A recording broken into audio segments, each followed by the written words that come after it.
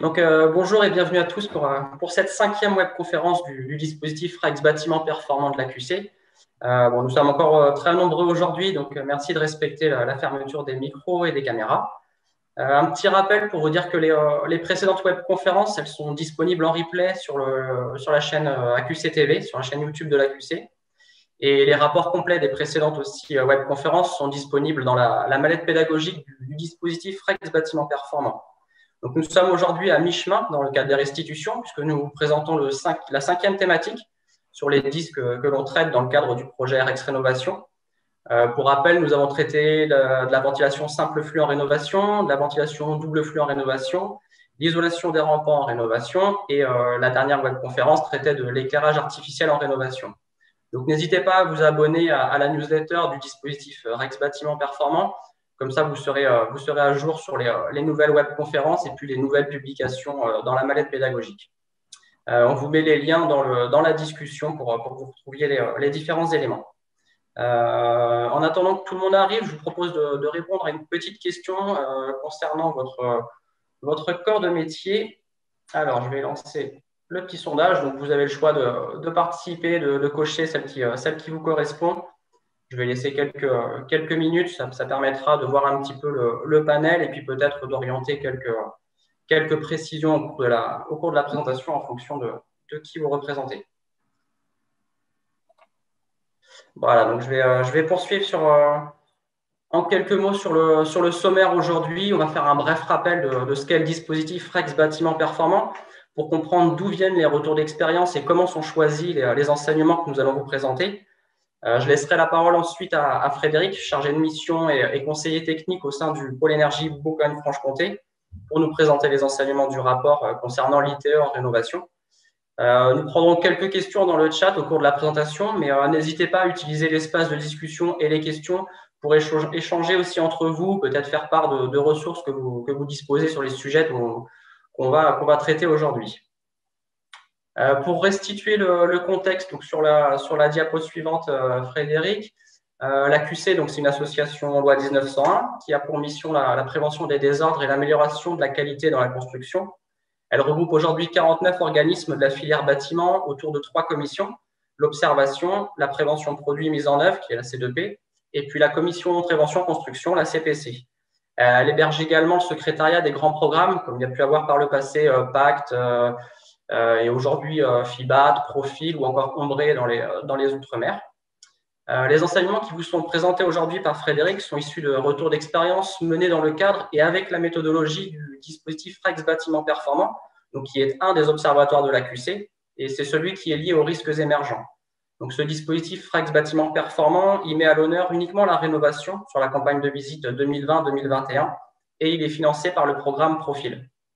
Donc, concernant le programme Profil, si vous ne le connaissez pas, c'est le programme de la filière pour l'innovation en faveur des économies d'énergie. Donc, vous trouverez aussi le lien dans la discussion. Autrement dit, c'est un programme qui regroupe 9 projets pour faciliter et fiabiliser la rénovation énergétique des bâtiments existants et dont le projet REX Rénovation et puis les enseignements qu'on va vous présenter aujourd'hui font partie de ces 9 projets. Concernant plus précisément le dispositif REX Bâtiment Performant, c'est un dispositif de retour d'expérience qui est basé sur la collecte sur le terrain, donc qui est réalisé par nos enquêteurs, donc comme Frédéric par exemple pour le pôle énergie Bourgogne-Franche-Comté. Aujourd'hui, nous avons 10 enquêteurs sur le territoire qui mènent ces retours d'expérience.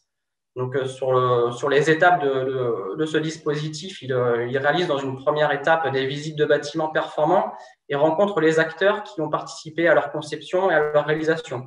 Donc maîtrise d'ouvrage, maîtrise d'œuvre, bureau d'études, voire également aussi certaines entreprises pour certains sujets plus précis. Donc toutes ces données sont ensuite collectées dans une base de données qu'on leur met à leur disposition. Donc ça, c'est l'étape 2 du dispositif. Puis il y a une analyse qui est faite selon les critères que l'on souhaite étudier. Donc il y a une extraction ad hoc qui est faite de cette base de données. Et pour cette étape d'analyse, on fait appel à des contributeurs experts de la thématique en question. Cette contribution, elle nous permet d'analyser plus finement les constats qui ont été observés sur le terrain, d'échanger aussi sur la priorisation des enseignements et puis d'échanger aussi des points de vue. Donc, pour ce rapport, nous avons été accompagnés par Francis Bénichou et Jean-Marie Ménard.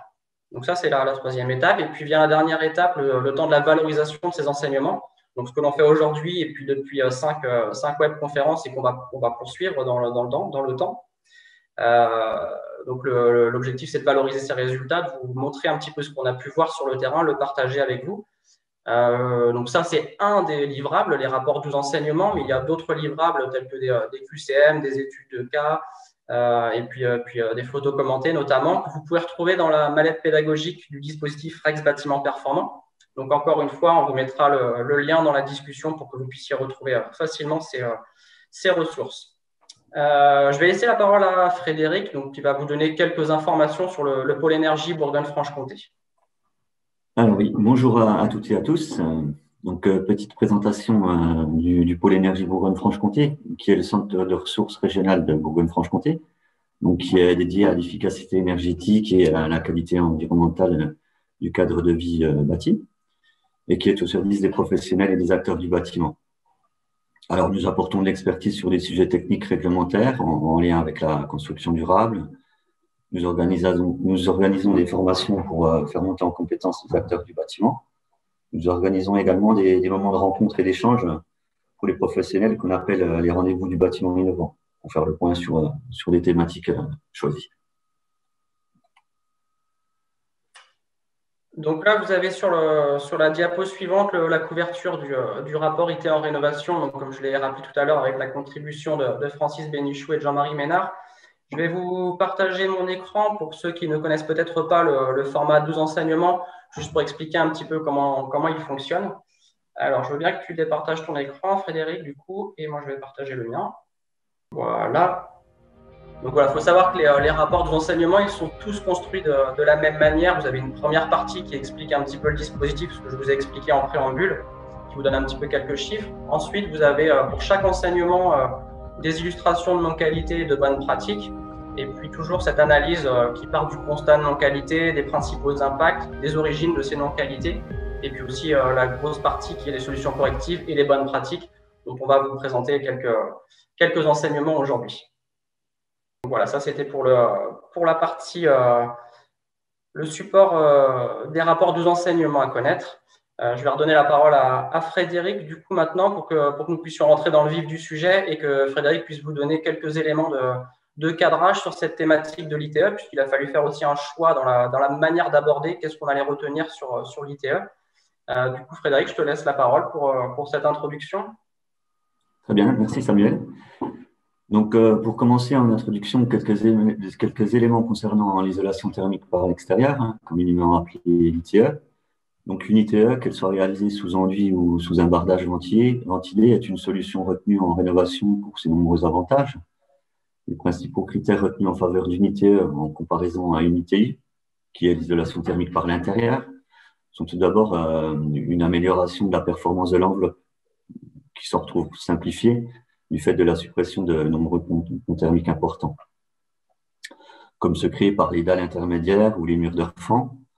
On peut intervenir aussi en site occupé, ce qui permet de conserver tous les aménagements intérieurs et de maintenir la même surface habitable. Ça permet aussi de garder l'inertie avec les murs maçonnés à l'intérieur du bâtiment. Et ça participe aussi au maintien de la valeur patrimoniale du bâtiment, du fait de la rénovation esthétique à l'extérieur. Alors, si la mise en œuvre d'une ITE requiert une technicité particulière pour sa tenue, une attention particulière doit être portée à l'échelle du bâtiment. De nombreuses interfaces sont mises en jeu et leur bonne gestion conditionne la réussite de la rénovation du bâtiment. Dans ce rapport, issu de retours d'expérience du terrain, quelques-unes de ces interfaces avec l'ITE les plus fréquentes et les plus importantes ont pu être détaillées. Et ça concerne donc l'ITE, les sous-bassements, donc les interfaces avec l'ITI, les menuiseries et les volets roulants, les murs supports et les éléments rapportés. Deux autres enseignements mettent en valeur des points de vigilance concernant la protection des isolants en phase chantier et la dégradation potentielle de l'étanchéité à l'eau et à l'air lors de la mise en œuvre de l'ITE. Et donc ces 12 enseignements viennent en complément du focus l'ITE qui était déjà publié en 2019 par la QC. Voilà, sur cette introduction, voilà, ça montre qu'on a fait un choix d'orienter aussi le sujet un peu plus sur le volet thermique, plus que sur le volet technique, vraiment de mise en œuvre qui aurait pu être la mise en œuvre technique de l'ITE sous enduit, par exemple. Donc ça, c'est un choix. Ça peut répondre aussi à une des premières questions qui a été posée sur le fait de traiter l'ITE dans le cas de rénovation du bâti ancien. Donc on a d'autres ressources dans la mallette pédagogique qui traitent de ce sujet et peut-être notamment de la question de la gestion de la migration de vapeur d'eau, de la capillarité, etc. J'imagine que c'est les sujets qui peuvent être touchés quand on parle de bâti ancien et d'ITE. Donc là, pour le premier enseignement, je vais laisser Frédéric vous le montrer. Donc, il s'agit du constat de non-qualité qui a pu être observé sur plusieurs opérations. Pardon. Du coup, Frédéric, est-ce que tu peux nous donner quelques constats de non-qualité par rapport à ce sujet d'isoler les sous-bassements et parties enterrées en contact avec l'espace chauffé? Oui, bien sûr. Donc là, on voit donc, sur ce constat de non-qualité la rupture de continuité de l'isolant entre les deux parties, donc c'est-à-dire entre la partie de ITE, donc déjà isolée, et la partie des sous-bassements, et qui a pour conséquence de diminuer les performances de l'enveloppe puisque ça génère un pont thermique à la liaison façade d'Albas. Donc l'origine de cette non-qualité, c'est peut-être dû à une méconnaissance ou une sous-estimation des impacts de non-traitement de ce pont thermique. On le voit mieux ici, nous avons le même constat, mais sur un autre projet, visualisé à l'aide d'une caméra thermique. Et là, c'est plus flagrant, on voit bien les différences entre les deux parties, donc les différences de couleur sur ce thermogramme qui indique un écart de température entre le sous-bassement et le reste de l'ITE.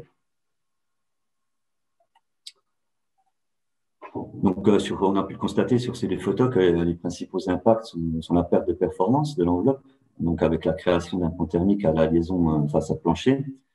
Il y a aussi des risques de pathologie qui peuvent conduire à un vieillissement prématuré des matériaux côté intérieur, par condensation et sur les surfaces non isolées, avec bien sûr un possible développement de moisissures et une dégradation des revêtements intérieurs.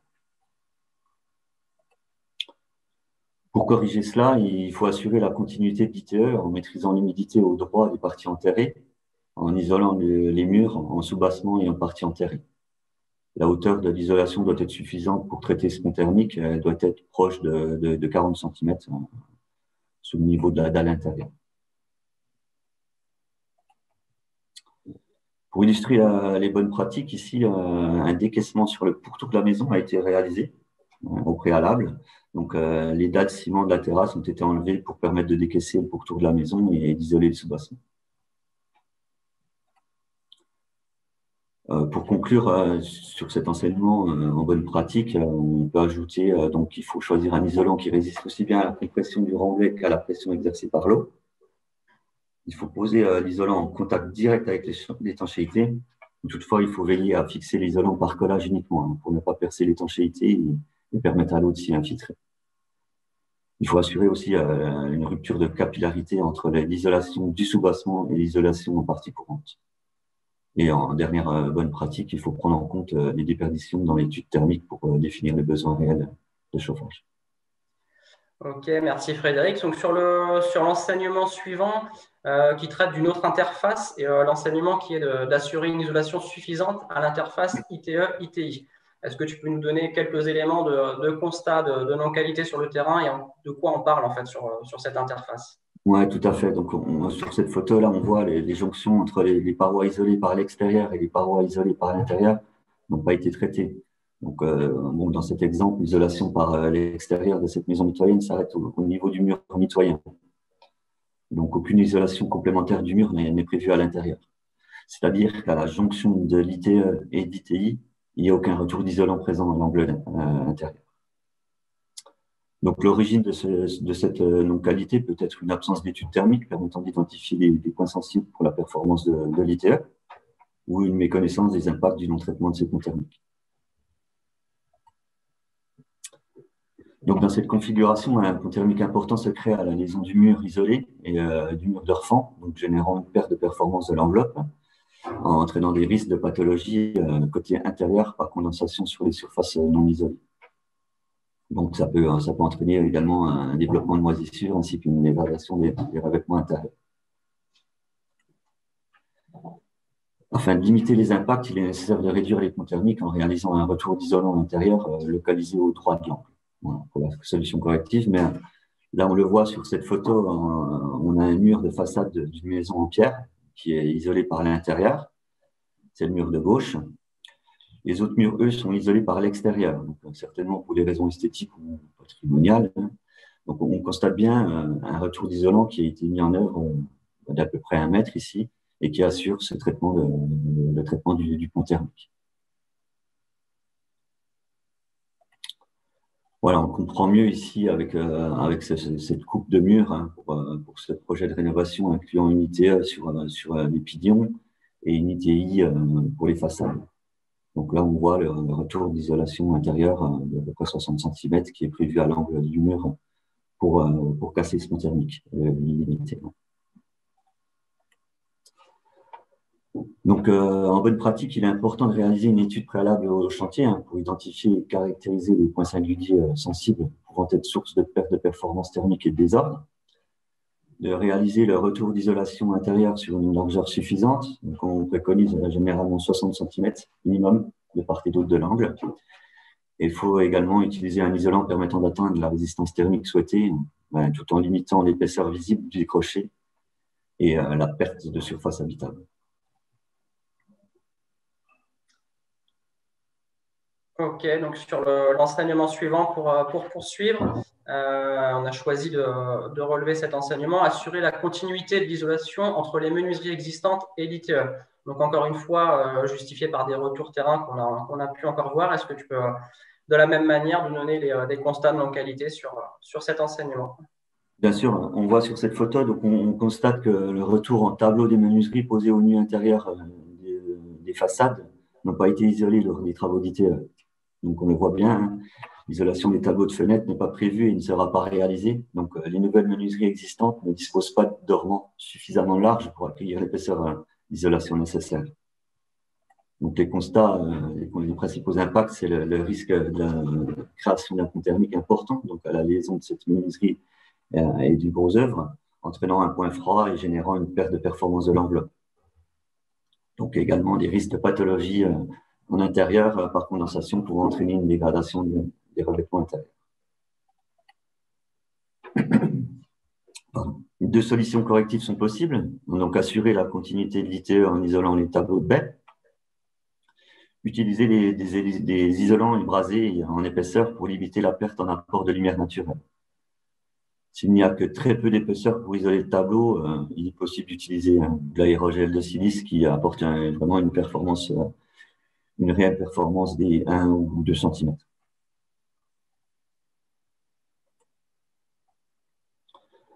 Alors, un exemple de bonne pratique illustrée, là, on voit l'isolation des tableaux de fenêtres qui ont été réalisés. Donc, cette solution a été possible car les menuiseries existantes bénéficiaient de dormants suffisamment épais. On a bien un retour d'isolant au pourtour de la menuiserie qui ne permet pas d'avoir de discontinuité avec l'isolant.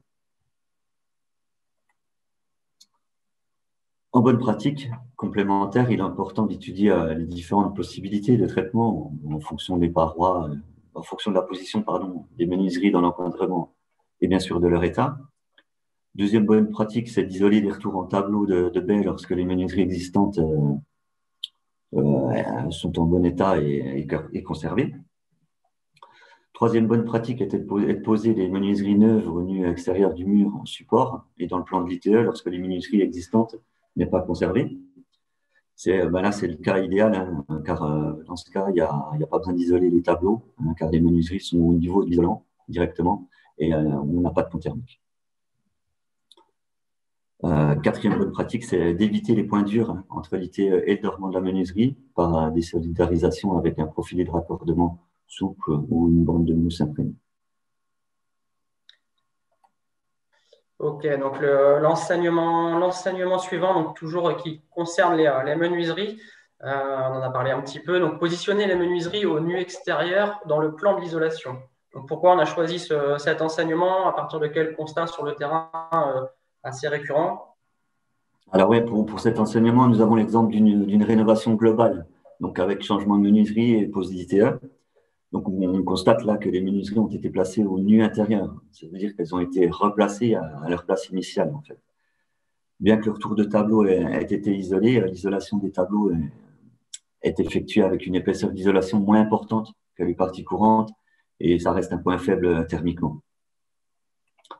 Il y a également une diminution des apports de lumière naturelle, ce qui est dû à l'épaisseur de l'isolant et le fait que la menuiserie soit restée à la même place. C'est souvent une absence d'information du maître d'ouvrage sur les avantages d'une pose en menuiserie, d'une pose de menuiserie au nu extérieur. Mais dans tous les cas, ça reste un défaut de conception. Les principaux impacts sont la difficulté pour traiter les ponts thermiques avec une pose en intérieur pouvant entraîner des risques de pathologie en intérieur, une surconsommation d'éclairage artificiel du fait de la diminution des apports de lumière naturelle, et la pose de nouvelles bavettes plus larges en appui de fenêtre, augmentant le risque lié à ces points singuliers comme l'étanchéité à l'eau. Un exemple de bonne pratique illustré, là, on constate bien que les menuiseries ont été posées en applique extérieure, donc alignées dans le plan d'isolation, ce qui permet de s'affranchir justement de ce pont thermique et d'augmenter les apports de lumière naturelle.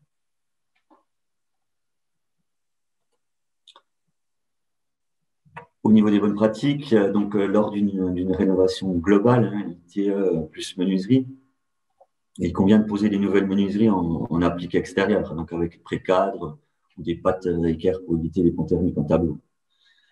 Il convient aussi de poser les nouvelles menuiseries en tunnel au nu extérieur lorsque l'ITE est déjà réalisé.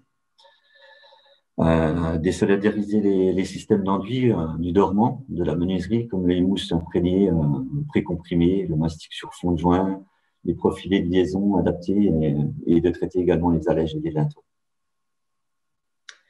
Ok, donc pour le prochain enseignement, pour varier un petit peu la manière de présenter, et puis surtout pour vous faire participer, on a choisi de vous poser une question. Donc je vais vous mettre aussi le sondage, vous allez avoir la possibilité de répondre à la question que Frédéric va vous lire pendant que je mets le sondage. Alors oui, quelles bonnes pratiques peuvent être mises en œuvre lors d'une pose d'ITE sur un support dégradé? Alors petit A, opter systématiquement pour une pose calée cheville avec des chevilles adaptées. B, réaliser un diagnostic permettant de caractériser l'état du support et sa composition. Petit C, indiquer et traiter les causes de désordre importants du gros œuvre, lézardes, remontées capillaires, humidité, développement fongique. Et petit D, maintenir une lame d'air ventilée entre le support et l'isolant. Ok, donc je laisse un petit peu de temps pour que chacun puisse répondre. Okay. Ah, donc a priori, on m'a dit qu'on ne pouvait pas répondre, on ne pouvait pas avoir plusieurs choix, alors que c'était le cas de pouvoir mettre plusieurs choix, mais globalement, sur les, voilà, je suis autour de près de 200 réponses, et globalement, voilà, les réponses sont figées sur la deuxième et la troisième réponse. Réaliser un diagnostic permettant de caractériser l'état du support et sa composition, et identifier et traiter les causes des désordres importants du gros œuvre. Frédéric, je vais mettre fin au sondage pour vous le partager. Voilà, pour montrer qu'il y avait globalement des réponses positives. Frédéric, je te laisse du coup donner quelques exemples de non-qualité sur le terrain pour illustrer cet enseignement qui a été vu sous forme de questions. Alors, effectivement, ce que j'ai souvent constaté lors de différentes visites de chantier pour ce Rex BP, ce sont des supports présentant des peintures ou des enduits qui sont fissurés, cloqués ou non adhérents, comme ici le revêtement de tableau, de fenêtres qui présente des décollements importants. Donc, voilà, des lézardes. L'isolant en polystyrène est censé être fixé uniquement par collage là, sur cette partie-là, sur cet emplacement. Encore un autre constat de non-qualité. Ici, le support de l'ITE présente des lézardes traversantes. Donc, on le voit bien, la tenue mécanique de l'isolant par cheville ne pourra pas être assurée. Donc, les principaux impacts sont la désolidarisation des plaques d'isolant du support, donc avec un risque de chute. Et par ce fait, une dégradation de la performance thermique de l'enveloppe due au défaut de continuité d'isolation. À l'origine est due à l'absence de diagnostic de l'ensemble des supports et également l'absence de travaux préparatoires des points singuliers. En bonne pratique, il est recommandé de réaliser un diagnostic préalable permettant de caractériser l'état du support et de prévoir les travaux nécessaires avant la pose du système isolant. Il faut également identifier et traiter les causes de désordre importants du gros œuvre pour préparer les supports. Enfin, il faut adapter le mode de fixation de l'isolant à la nature. l'état et la planimétrie des supports pour une fixation collée ou fixation mécanique par cheville. Ok, donc du coup, avant d'enchaîner sur l'enseignement suivant, je fais un petit tour dans la discussion. Bon, je vois qu'il y a des réponses qui sont apportées aussi au fur et à mesure, notamment sur l'étanchéité à l'eau. Donc oui, l'ITE doit l'étanchéité à l'eau. Donc ça peut répondre à une question. J'avais une autre question. Pourquoi on n'applique pas les bonnes pratiques dans la construction neuve? Donc c'est vrai que là, on a travaillé uniquement sur la rénovation, mais beaucoup d'enseignements qu'on présente là sont complètement valables sur des opérations neuves, hein, il n'y a pas de souci. Vous verrez que dans les enseignements, à la fin de chaque enseignement, il y a des références, donc notamment au DTU qui s'applique pour le neuf sur l'ITE. Vous avez aussi les références vers les guidrages, etc. Donc, il ne faut pas hésiter à regarder cette partie référence qu'aujourd'hui, on ne présente pas sur les diapos, mais qui est présente dans le rapport thématique. Je regarde s'il y avait d'autres questions sur lesquelles je peux apporter une réponse tout de suite. Je vais regarder au fur et à mesure. Il y avait une première question aussi sur les isolants biosourcés. Donc, vous l'avez compris, on a choisi de traiter le sujet vraiment sur le volet peut-être plus thermique et puis interface. Donc, on n'a pas parlé spécialement des produits biosourcés, mais de la même manière, sur la mallette pédagogique du dispositif, vous retrouverez des ressources spécifiques aux matériaux biosourcés. Il y a des rapports qui existent sur le sujet. Je vais continuer à regarder, avoir un œil sur les questions. Frédéric, je te laisse poursuivre sur l'enseignement suivant qu'on a choisi de retenir avec les contributeurs et puis suite à l'analyse de la base de données, donc qui est celui de traiter l'interface entre les coffres des volets roulants extérieurs et l'ITE. Oui, tout à fait. Là, ici, on voit bien sur cette photo, on constate que pour cette rénovation, que le changement de caisson de volet roulant n'est pas prévu. Bon, c'est généralement le cas pour des raisons budgétaires. L'ITE est donc venu recouvrir le caisson de volet roulant uniquement aux extrémités, donc au niveau des tableaux. En fait. Donc un pont thermique est créé sur toute la longueur du coffre et la maintenance est quasi impossible sans démontage localisé de l'ITE. Deuxième constat, donc ici on constate que l'ITE vient bien en retour des montants de la façade, mais que les volets roulants, donc le volet roulant est juste derrière l'ITE. Donc le caisson de volet roulant n'est pas isolé, il y a donc un pont thermique qui se crée. Donc les principaux impacts sont la création bien sûr d'un pont thermique et un défaut d'étanchéité à l'air du coffre de volet roulant non isolé. Donc avec des risques de condensation également à l'intérieur, salissure, développement de moisissure.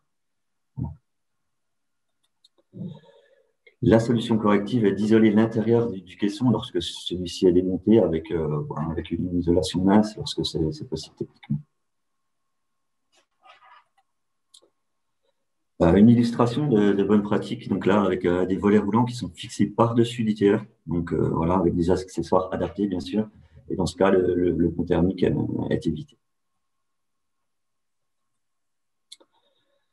Alors pour les bonnes pratiques, on peut ajouter qu'il faut favoriser l'installation d'un coffre en applique intérieur, donc de baie, réalisé après l'isolation et de retour en tableau et linteau de baie pour éviter les ponts thermiques. Dans le cas contraire où l'isolation est réalisée après la pose d'un coffre de volet roulant, le maintien de l'accès pour la maintenance du coffre peut nécessiter une limitation d'épaisseur de l'ITE en tableau. Donc il faut veiller à la désolidarisation du coffre et de l'enduit et au bon calfeutrement du pourtour du coffre avec l'ITE pour ne pas créer bien sûr de pointure. Ok, donc avant de passer sur l'enseignement d'après, juste j'avais une question qui est passée sur la lame d'air. Peut-on dire que la lame d'air ventilée serait une grosse erreur? J'ai envie de dire, ça dépend d'où on parle de cette lame d'air ventilée. Si c'est une lame d'air ventilée entre le mur support et l'ITE, oui, c'est plus que problématique. Si c'est une lame d'air ventilée entre un bardage, par exemple, et puis l'isolant, non, ce n'est pas problématique. Au contraire, il faut une lame d'air ventilée entre le bardage et l'isolant. Mais oui, une lame d'air ventilée entre l'ITE et le mur support, c'est problématique puisque thermiquement, on n'a pas du tout les effets d'isolation de l'ITE. Et c'est ce qu'on a pu voir, notamment sur ce coffre de volet roulant sur la non-qualité, où on a une lame d'air qui passe derrière l'ITE au niveau de ce coffre de volet roulant. Du coup, sur l'enseignement suivant, on passe sur le sujet du fait de désolariser les escaliers du gros œuvre. Oui, tout à fait. Donc, sur cette photo-là, on constate que la façade a été isolée par l'extérieur en suivant les marches de l'escalier, donc un escalier en béton. Donc l'escalier en béton n'est pas désolidarisé de la façade avant la mise en œuvre de l'ITE. Donc l'origine de cette non-qualité est souvent liée au surcoût, en fait, lié aux travaux des gros œuvres nécessaires à la solidarisation de l'escalier. Les principaux impacts sont bien évidemment la création d'un pont thermique, la liaison escalier-façade, entraînant une perte de performance énergétique de l'enveloppe.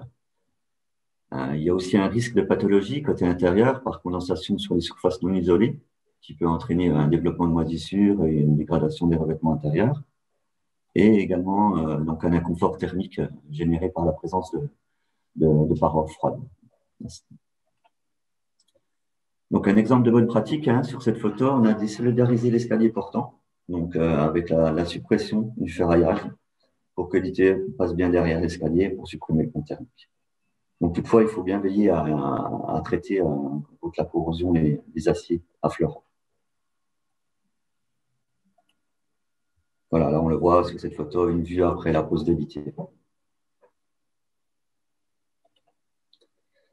En bonne pratique, on peut ajouter qu'il faut étudier en conception et lors de la mise en œuvre de la solution retenue en coordination avec les autres corps d'État, donc la conformité structurelle aux sollicitations d'équipement, les systèmes d'ancrage adaptés, la protection contre les pièges à eau et la corrosion.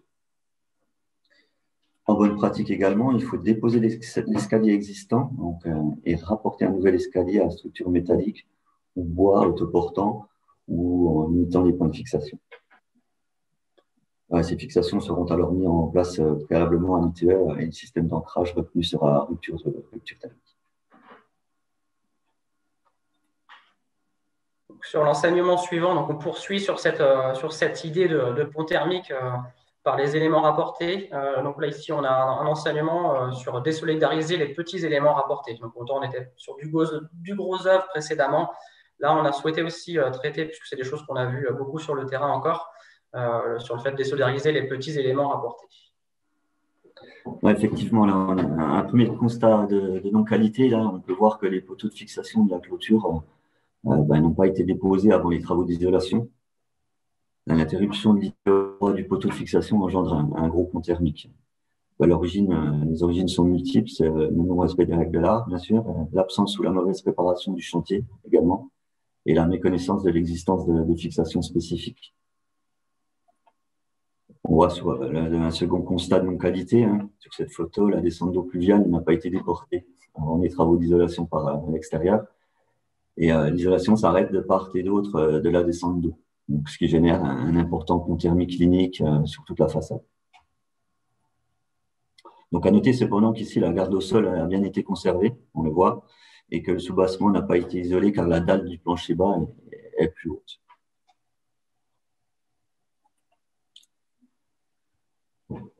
Alors, les principaux impacts sont une perte de performance énergétique de l'enveloppe causée par la création des ponts thermiques pouvant créer des pathologies intérieures par condensation, comme à chaque fois qu'il y a un pont thermique. Pour corriger cela, il faut démonter les équipements existants, la continuité de l'ITE sur la totalité de la façade, en respectant les règles de l'art, notamment pour la fixation des éléments à repositionner et la reprise de l'ITE manquante.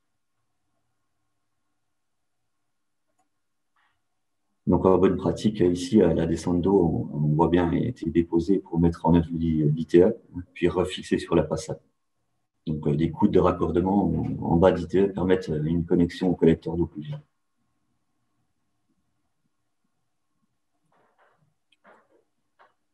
Alors, en bonne pratique, il faut identifier lors de l'étude préalable obligatoire du chantier les équipements fixés à la paroi devant être déposés pour assurer une isolation continue. On peut également prescrire des systèmes de fixation traversante à rupture thermique adaptée. Voilà. Je crois que j'en ai fini cette présentation. Oui, tout à fait. Donc là, on a choisi de vous présenter 8 des 12 enseignements.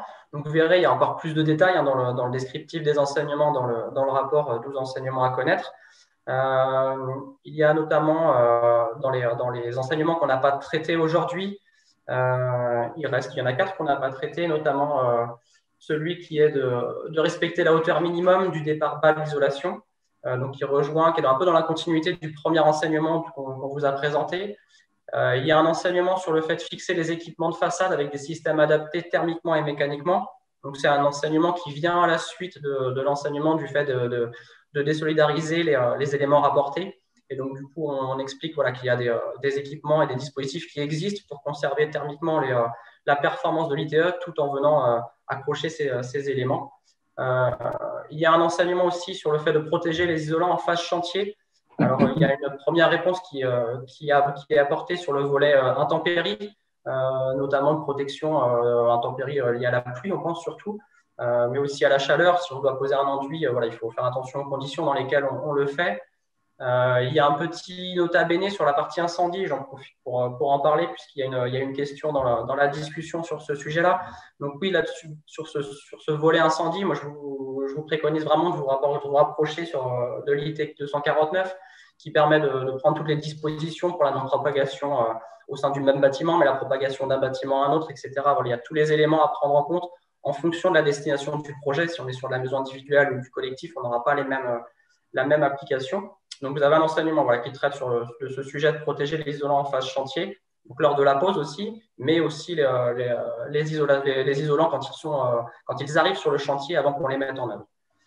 Et un autre enseignement qui est celui de traiter l'étanchéité à l'air et à l'eau des traversées de l'ITE. C'est un enseignement qui va traiter un peu plus en détail une fois que l'ITE est en place. Vous allez avoir des exemples de pose, par exemple, d'une parabole ou un autre élément rapporté et qui engendre un percement de l'ITE. Donc, ça veut dire un défaut d'étanchéité à l'eau potentiel. Et si en plus ce percement traverse le mur support, c'est aussi un défaut d'étanchéité à l'air qui est constaté sur le terrain. Donc ça, c'est les 4 enseignements qu'on n'a pas détaillés aujourd'hui.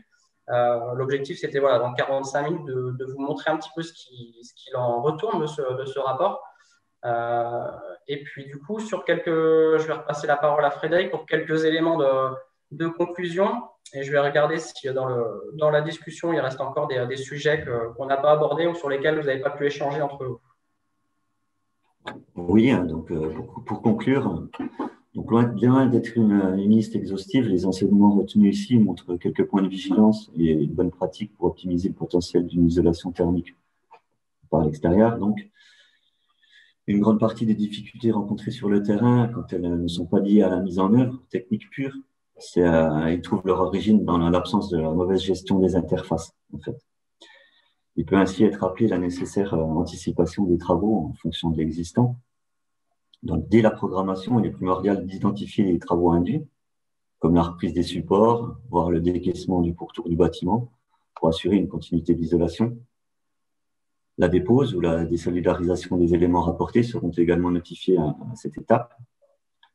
La nécessaire identification des points singuliers risquant de générer des ponts thermiques.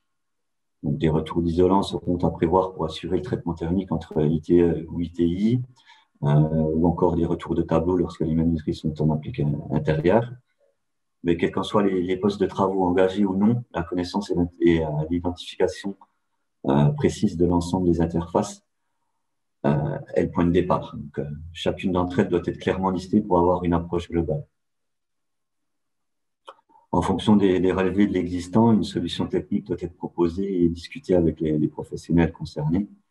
Des carnets de détails précis et le phasage des interventions seront alors établis et portés à la connaissance des intervenants.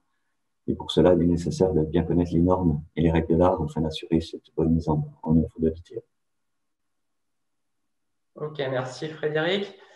Du coup, peut-être quelques questions qui sont en rapport avec les ponts thermiques liés au balcon, liés aux appuis de fenêtre. Donc, si vous avez bien regardé, quand on a parlé de l'enseignement sur le décaissement, on avait une photo de bonne pratique d'une mise en œuvre d'une isolation au niveau du soubassement. Sur cette même photo, ce n'est pas l'objet de l'enseignement, mais vous pouvez voir qu'il y a des appuis de fenêtre qui ont été coupés, qui étaient maçonnés, qui ont été supprimés pour pouvoir avoir une continuité de l'ITE.